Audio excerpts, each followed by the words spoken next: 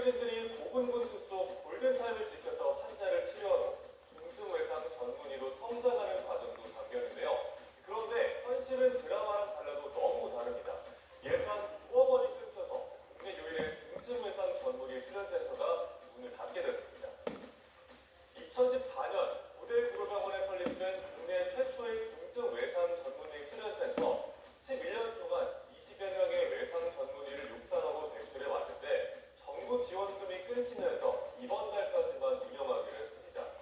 9억 원가량 투입된 외상암 전문 인력 양성 사업 예산이 전에 삭감된 탓입니다. 중증 외상 전문의하면 이국종 교수가 먼저 떠오르죠. 교통사고나 총상, 추락사고로 치명적인 부상을 입은 환자를 치료합니다. 기피과인 탓에 지원자도 거의 없지만 한 명 한 명이 너무나 소중한 그야말로 필수 인력입니다. 하지만 지금 수련받고 있는 2명의 전문의가 정부 지원으로 배출되는 마지막 중증 외상 전문의가 됐습니다.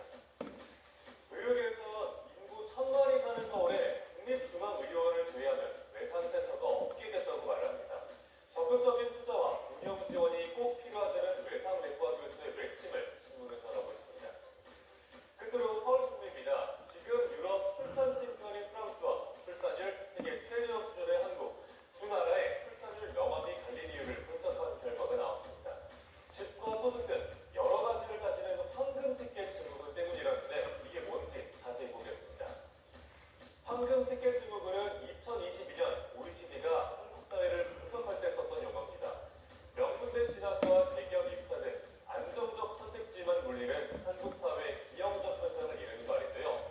소득과 노동, 주거, 불평등을 쌓아가고 치열한 경쟁 사회에 사는 한국인들, 즉 모든 조건을 완벽하게 갖춰야 아이를 낳을 수 있다는 강박이 생겨졌습니다.